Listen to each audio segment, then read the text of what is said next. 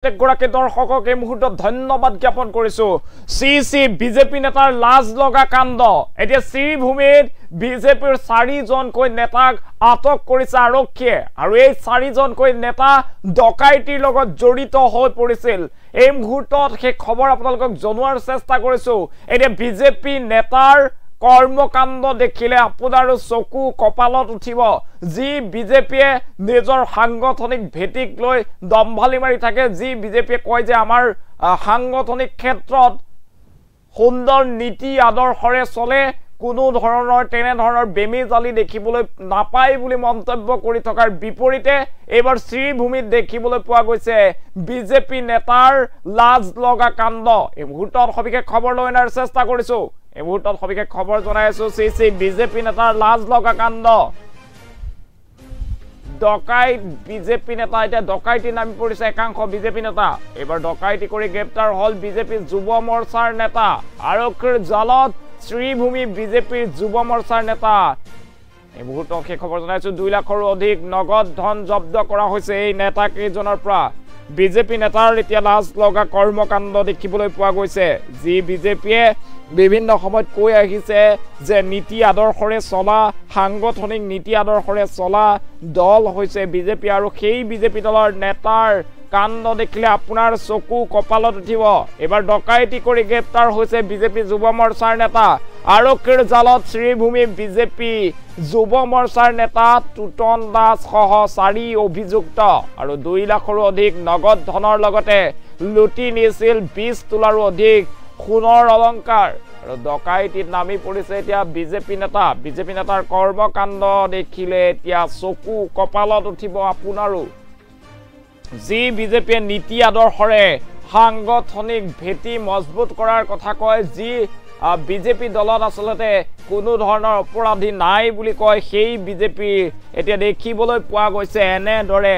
ডকাইত একাংশ নেতা ডকাইতিত নামি পৰিছে আৰু দেখিবলৈ পোৱা গৈছে শ্ৰীভূমিত বিজেপি যুৱ মৰ্চাৰ নেতা টুটন দাস সহ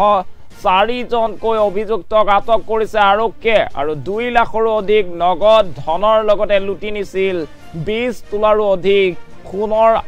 অলংকাৰ আৰু তাৰ পাছতে আৰক্ষীৰ জালত পৰিছে এই কেইজন 4জনকৈ বিজেপি নেতা এই মুহূৰ্তত সেই খবৰ জনোৱাৰ চেষ্টা কৰিছো এতিয়া দেখিবলৈ পোৱা গৈছে একাংশ বিজেপি নেতা এনেদৰে ডকাইতিত নামি পৰিছে বিজেপি নেতাৰ লাজ লগা কাণ্ড দেখিবলৈ পোৱা গৈছে শ্ৰীভূমিত আৰু শ্ৰীভূমিত এনেদৰেই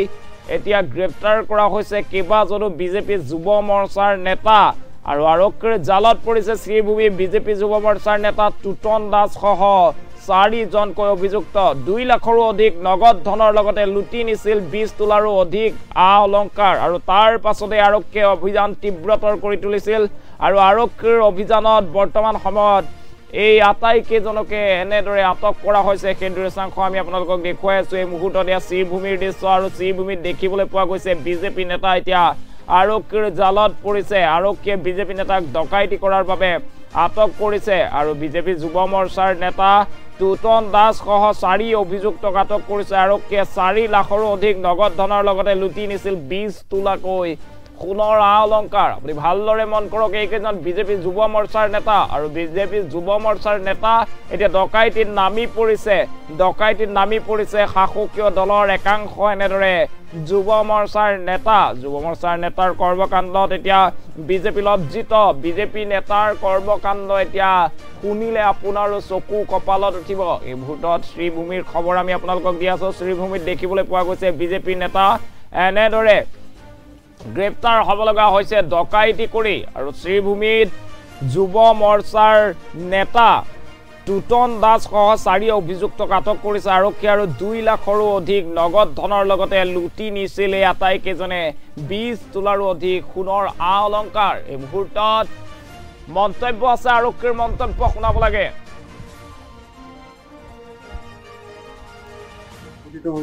ৰাহুল পাল এণ্ড ৰাজদীপ পালৰ ঘৰত সেইমতে আমি এটা কেছ ৰেজিষ্টাৰ কৰিছিলোঁ RK. Nagar PS case number 56/2025 under section 302/2 311 এইকেইটাত আমি BNSত ৰেজিষ্টাৰ কৰিছিলোঁ বাকী ফাৰ্ডাৰ যেতিয়া আমি ইনভেষ্টিগেশ্যন ষ্টাৰ্ট কৰিলোঁ আৰু চ'ৰ্চ এংগেজ কৰাৰ পিছত টেকনিকেল কিছুমান এনালাইচিছ কৰা হ'ল। তাতে আমি 4জন লোকেল মানুহক আটক কৰিছোঁ। তাপস পল, বাপি পল, সৌৰভ পল আৰু সুতন দাস। ইয়াৰ বাহিৰতো আৰু মানুহ জড়িত থকা আছে, সেইটো আণ্ডাৰ ইনভেষ্টিগেশ্যন আছে। আৰু আমি যোনটো সৌৰভ পাল আছে, তেওঁৰ ঘৰ দলুত হয়। তেওঁৰ ঘৰৰ পৰা আমি 1.43 লাখ ৰিকভাৰ কৰিছোঁ, যোনটো বাপ্তি আৰু তাপস পালে তেওঁক ৰাখিবৰ কাৰণে দিছিলে আফটাৰ দ্য ডেকইটি। এণ্ড তাৰপিছত আমি কালি আৰু কিছুমান বস্তু যোনখিনি হাউচ ব্ৰেকিং ইনষ্ট্ৰুমেণ্ট আছে সেইখিনি আমি ৰিকভাৰ কৰিছোঁ। তাতে দাও আৰু কিবা কিবি আছে, আপোনালোকে দেখিছে তাতে। ত' এতিয়া কাৰেণ্টলি আমি 4জন মানুহ এৰেষ্ট কৰিছোঁ আৰু ফাৰ্ডাৰ ইনভেষ্টিগেশ্যন এইটোত অলপ বাকী আছে। ত' আমি গোটেইখিনি ডটছ কানেক্ট কৰি পেলাই ফাৰ্ডাৰ এৰেষ্টখিনি আমি কৰিম। চামিলা এৰিয়াত এটা ডেকইটি ঘটনা সংঘটিত হৈছিলে ৰাহুল পাল এণ্ড ৰাজদীপ পালৰ ঘৰত।